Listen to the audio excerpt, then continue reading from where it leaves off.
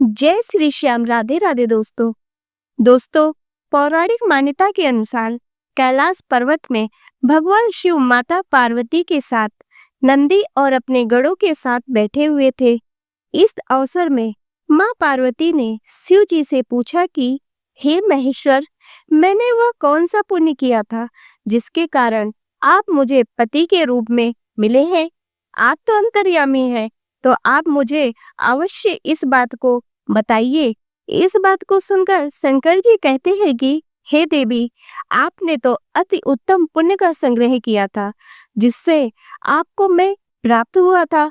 शिव जी ने कहा, हे गौरी, पर्वतराज हिमालय पर स्थित गंगा के तट पर तुमने अपनी बाल्यावस्था में 12 वर्षों तक अधोमुखी होकर घोर तप किया था। इतनी अवधि तुमने अन्न न खाकर पेड़ों के सूखे पत्ते चबाकर व्यतीत किए। माघ की विकराल शीतलता में तुमने निरंतर जल में प्रवेश करके तप किया। बैसाख की जला देने वाली गर्मी में तुमने पंचाग्नि से शरीर को तपाया। श्रावण की मूसलाधार वर्षा में खुले आसमान के नीचे बिना अन्न जल ग्रहण किए समय व्यतीत किया। तुम्हारे पिता तुम्हारी कष्ट साध्य तपस्या को देखकर बड़े दुखी होते थे। तब एक दिन तुम्हारी तपस्या को देखकर नारद जी तुम्हारे घर पधारे। तुम्हारे पिता ने हृदय से अतिथि सत्कार करके उनके आने का कारण पूछा। नारद जी ने कहा, गिरिराज, मैं भगवान विष्णु के भेजने पर यहाँ उपस्थित हुआ हूँ। आपकी कन्या ने बड़ा कठोर तप किया है। इससे प्रसन्न होकर वे तुम्हारी पुत्री से विवाह करना चाहते हैं। इस संदर्भ में आपकी राय जानना चाहता हूँ।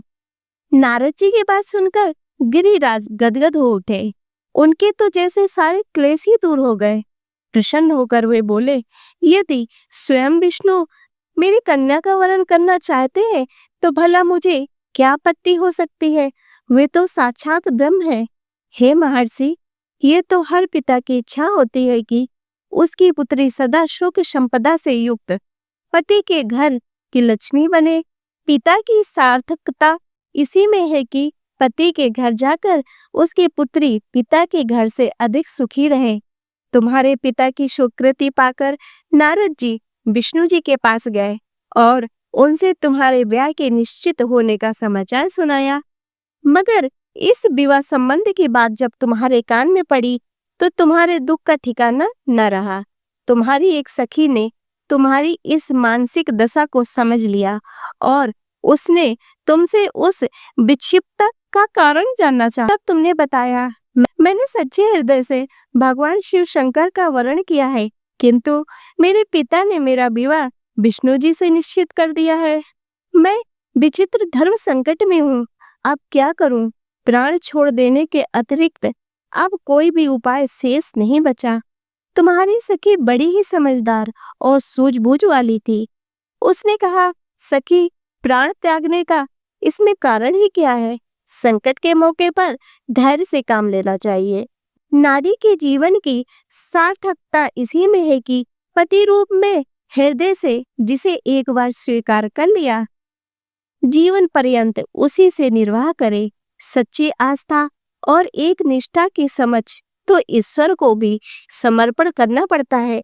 मैं तुम्हें घनघोर जंगल में लेकर चलती हूँ, जो साधना स्थली भी हो और जहाँ तुम्हारे पिता तुम्हें खोज भी न पाए। वहाँ तुम साधना में लीन हो जाना। मुझे विश्वास है कि ईश्वर अवश्य ही तुम्हारी सहायता करेंगे। तुमने ऐसा ही किया। तुम्हारे पिता तुम्हें घर पर न पा बड़े दुखी तथा चिंतित हुए। वे सोचने लगे कि तुम जाने कहाँ चली गई। मैं विष्णु जी से उसका विवाह करने का प्रण कर चुका हूँ। यदि भगवान विष्णु बारात लेकर आ गए और कन्या घर पर न हुई तो बड़ा अपमान होगा। यही सोचकर गिरिराज ने जोर शोर से तुम्हारी खोज शुरू करवा दी। इधर तुम्हारी खोज होती रही और उधर तुम अपनी सखी के साथ नदी के तट पर एक गुफा में मेरी आराधना में लीन थी।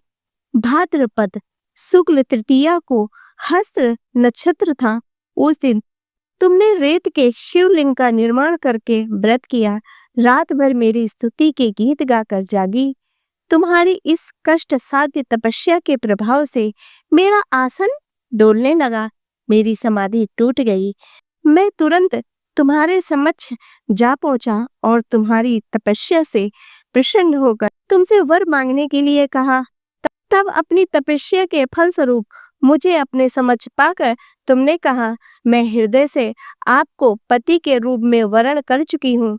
यदि आप सचमुच मेरी तपस्या से प्रसन्न होकर आप यहाँ पधारे हैं तो मुझे अपनी अर्धांगिनी के रूप में स्वीकार कर लीजिए। तब मैं तथास्तु कहकर कैलाश पर्वत पर लौट आया। प्रातः होते ही तुमने पूजा की समस्त सामग्री को नदी में प्रवाहित करके अपनी सहेली सहित व्रत का पारण किया।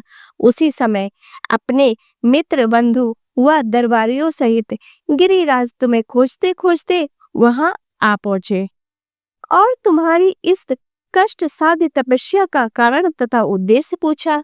उस समय तुम्हारी दशा को देखकर गिरिराज अत्यधिक दुखी हुए और पीड़ा के कारण उनकी आंखों में आंसू उमड़ आए थे।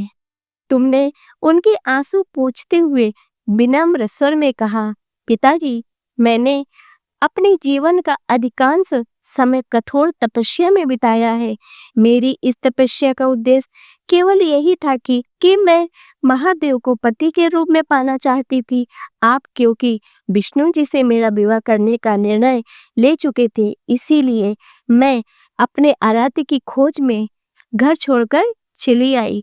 अब मैं आपके साथ इसी शर्त पर घर जाऊंगी कि आप मेरा विवाह विष्णु जी से न करके महादेव जी से करेंगे। गिरिराज मान गए और तुम्हें घर ले आए। कुछ समय के पश्चात विधि विधान पूर्वक उन्होंने हम दोनों को विवाह सूत्र में बांध दिया। हे पार्वती, भाद्रपद की शुक्ल तृतीया को तुमने मेरी आराधना करके जो व्रत किया था, उसी के फल स्वरूप मेरा तुमसे विवाह हो सका है। इसका महत्व यह है कि मैं इस व्रत को करने वाली कुंवारियों को मनोवांछित फल देता हूँ।